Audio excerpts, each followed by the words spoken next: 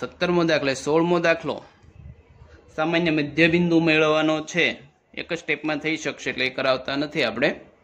17મા દાખલાથી શરૂઆત કરીએ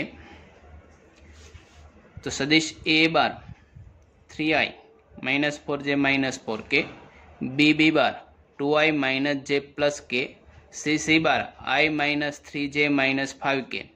તો સાબિત કરો કે ત્રિકોણ ABC કાટકોણ છે।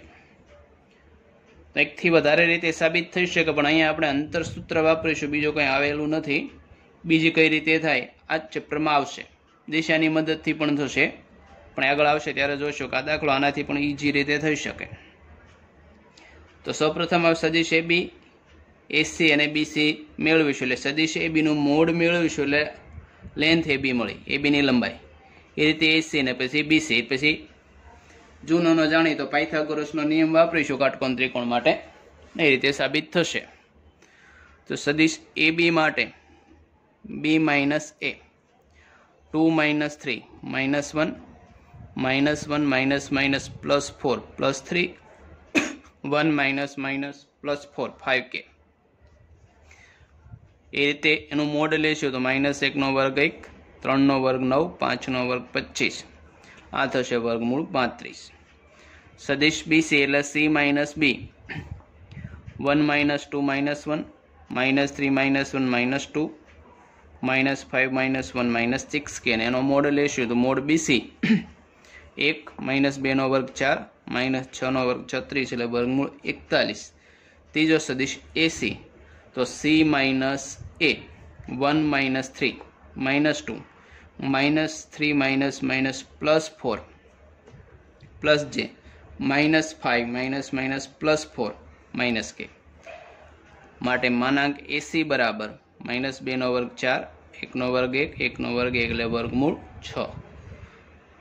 માટે અહીં જો AB² મેળવીશું એટલે 6 થશે, AB² થશે 35 ને AC² થશે 6, બંનેનો વર્ગનો સરવાળો કર્યો 35 ને 6 41 થશે, એટલે સિમ્પલી AB² + AC² બરાબર BC² છે, માટે ખૂણો એ કેવો થશે, કાટકોણ થશે, એટલે આ થશે BC² છે। અંતરસૂત્ર દ્વારા થાય, બીજી ખૂણાને સદિશની રીતે થશે, પણ આગળ આવશે ત્યારે જોશું। 18 અને 19 આપેલા વિધાનો અસત્ય વિધાન કયું છે પસંદ કરવાનું, MCQ ટાઈપ છે। અત્યાર સુધી 3 ખોટા ને 1 ટ્રુ આવતું એવું હોય, પણ આમાં જે ફોલ્સ વિધાન છે તે પસંદ કરવાનું, 3 તો ટ્રુ થતા હશે। ખાસ વિધાન જોવાનું કે સત્ય પસંદ કરવાનું આપેલું છે કે અસત્ય। આપણે 18માં અને 19માં બંને દાખલામાં અસત્ય વિધાન પસંદ કરવાનું છે। તો આકૃતિ આપેલી હતી એના પરથી પહેલું વિધાન, તો સિમ્પલી જો સદિશ સરવાળાના નિયમ પ્રમાણે AB + BC બરાબર શું થશે, ઉલટી ડાયરેક્શન થાય CA, 0 બાર થાય। પહેલું વિધાન તો ઓટોમેટિક સત્ય થશે। હવે જો CA ની જગ્યાએ અને આગળ પાછળ કરો એટલે દિશા થઈ જાય -AC, એટલે બીજું પણ ટ્રુ થશે, અને એમાં ત્રીજું વિધાન જે આપ્યું છે તેમાં અહીંયા આપેલું છે -C, એટલે ત્રીજું વિધાન ફોલ્સ થશે। ટેક્સ્ટ બુક જોશો એટલે તમને ક્લિયરલી આઈડિયા આવી જશે।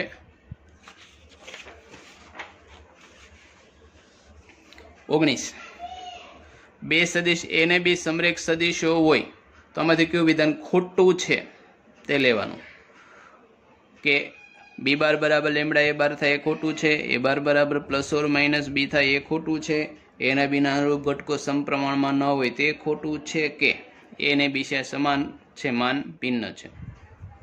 તો A ને B સમરેખ હોય તો સિમ્પલી દિશા સમાન કે ભિન્ન હોઈ શકે, તો એકને બીજા સ્વરૂપે દર્શાવી શકે, માટે B બાર બરાબર લેમડા A બાર, અને લેમડા બિલોંગ્સ ટુ R, તો આ પહેલું વિધાન આવ્યું એટલે પહેલું ટ્રુ।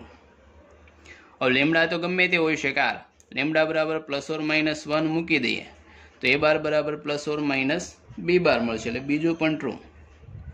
ત્રીજું, A ને B ના અનુરૂપ ઘટકો સમપ્રમાણમાં ન, આ ખોટું। જો થિયરી ખબર હોય તો ત્યાં કંઈ જોવું જ ન પડે, અહીંથી ખબર પડી જાય કે આપણે સમરેખ સદિશો ત્યારે આ વસ્તુ ખાસ ક્લિયર કરેલી છે કે સમરેખ થવા માટે અનુરૂપ ઘટકો કેવા થવા જોઈએ, સમપ્રમાણમાં। અહીંયા એ લોકો એવું કહે છે કે સમપ્રમાણમાં નથી, એટલે આ વિધાન ત્રીજું ખોટું થશે। ચોથું આપણે જરૂર નથી પણ ડિસ્કસ તો કરીએ કે શા માટે ટ્રુ થશે। ચોથા માટે A ને B ની દિશા સમાન છે, માન ભિન્ન હોય તો સમરેખ તો થાય.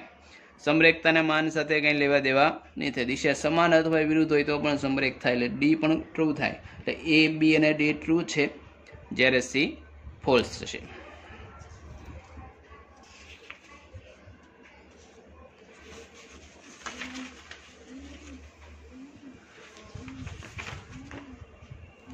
હવે મિત્રો બીજી થિયરી શરૂ કરીએ છીએ.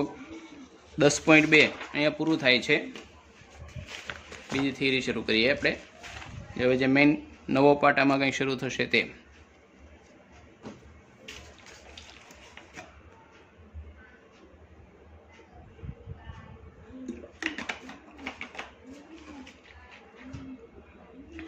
સદિશોનું અંતઃગુણન એટલે કે ડોટ પ્રોડક્ટ જે કહેવાય તેથી શરૂઆત કરીએ છીએ આપણે.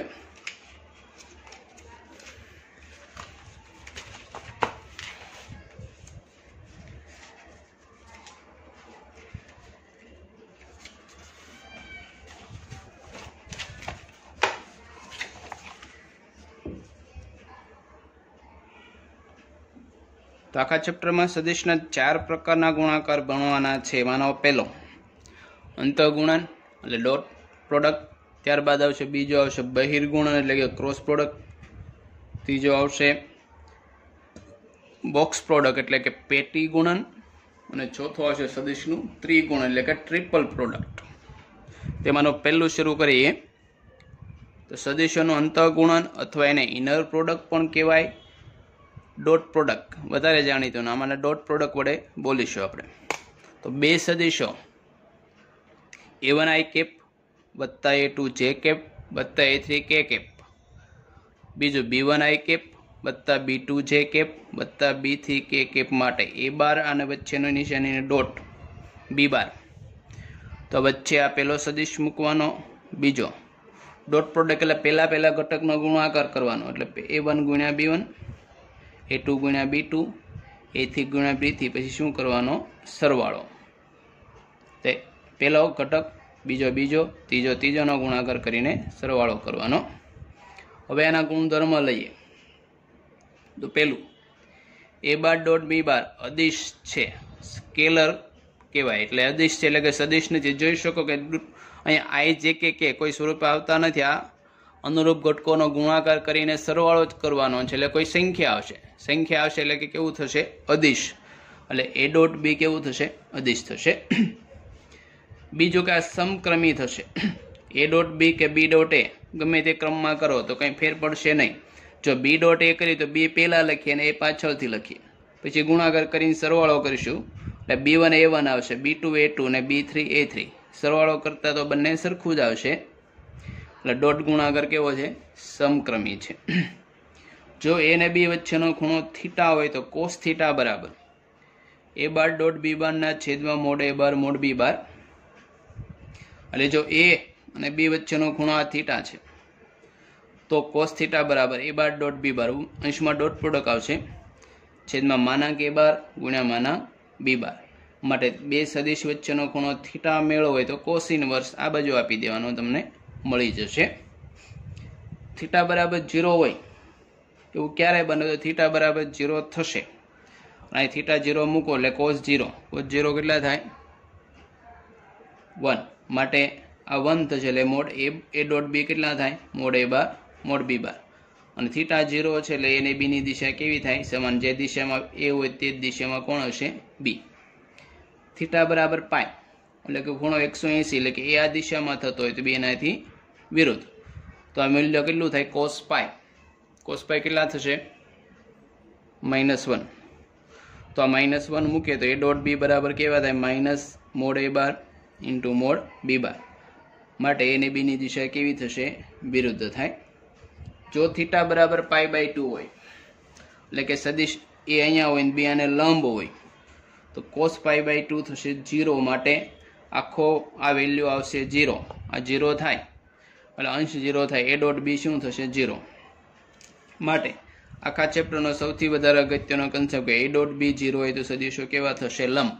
અને લંબ હોય તો dot product 0. A bar dot A બાર બરાબર મોડ A બાર થશે. અને a bar plus b bar whole square mode a square plus or minus 2a dot b plus or minus mode b square. અને ગુણાકારના સૂત્ર આપણે સાદા વિસ્તરણ જેવા જ લાગે છે.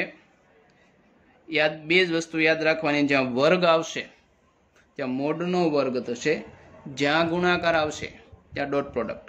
આ બંને આપણે ટેક્સમાં નથી પણ JEE લેવલે કે MCQ માટે ખૂબ જ ઉપયોગી છે કે ડાયરેક્ટ તમે વિસ્તરણ કરીને મૂકી શકો. ગુજરાત બોર્ડમાં પણ એ મૂકી શકાય. અને આમાંથી સૌથી વધારે યાદ રાખવાના સૂત્ર જ આવશે કે બે સદિશો વચ્ચેનો ખૂણો થીટા શોધવાને તો cos theta a dot b ના છેદમાં mode a bar mode b બાર. ઘણી વખત આના પરથી a ડોટ b પણ મળે, બીજી વ્યાખ્યા મળે. a ડોટ b એટલે કે mode a b mode a into mode b into cos theta પણ થશે. એટલે કે આ ટોપિક ખાસ યાદ રાખવાનો છે. પછી આ વિસ્તરણ માટે બીજું, આ લંબ માટેનો કન્સેપ્ટ વારંવાર આવશે. હજી એક વખત લઈ લો, જો ડોટ પ્રોડક્ટ 0 હોય તો સદિશો લંબ, અને સદિશો લંબ હોય તો ડોટ પ્રોડક્ટ 0. બંને ઇનવર્સ થશે એકબીજાના.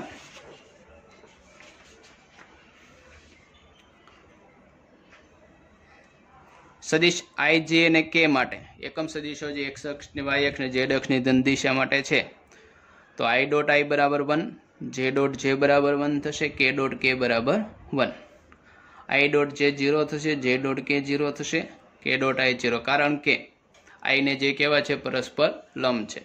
j ને k પરસ્પર લંબ છે, k ને i કેવા થશે? પરસ્પર લંબ. એટલે એ ડોટ પ્રોડક્ટ કેવો થાય? 0. ત્યારબાદ છે સદિશનો પ્રક્ષેપ, એટલે પ્રોજેક્શન ઓફ વેક્ટર, એટલે પડછાયો જે કહીએ સાદી ભાષામાં એ જ છે.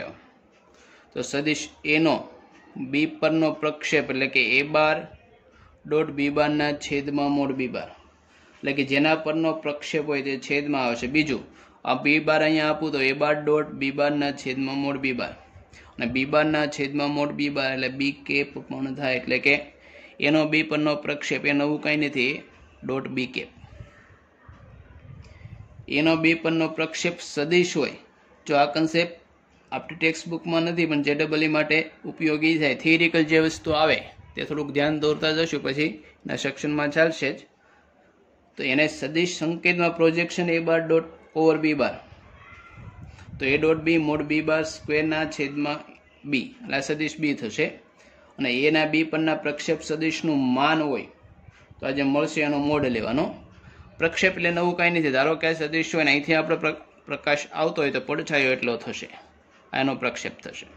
થીટા જો પોઝિટિવ હોય તો આ બાજુ થશે 90 કરતાં નાનો, અને થીટા જો ગુરુકોણ હોય છે તો પડછાયો કેવા બાજુ? આ બાજુ મળશે. તો બીની નેગેટિવ દિશામાં મળે. અને જો થીટા 90 હોય તો આવું જોઈએ પેન છે દિશામાં. ધારો કે ઉપરથી પડછાયો, ઉપરથી પ્રકાશ આવતો હોય, લંબ રૂપે આપાત થતો હોય તો પડછાયો મળે? તો ન મળે. તો a ડોટ b એને બી પરસ્પર લંબ હોય તો એનો પ્રક્ષેપ સદિશ મળે નહીં, એટલે પ્રક્ષેપ સદિશનું માન મળે ફક્ત 0 માં. બીજું, પ્રક્ષેપ સદિશ તરીકે લેવો હોય તો 0 બાર સદિશ થાય, અને ફક્ત દુનિયામાં એકમાત્ર એવો સદિશ 0 છે જે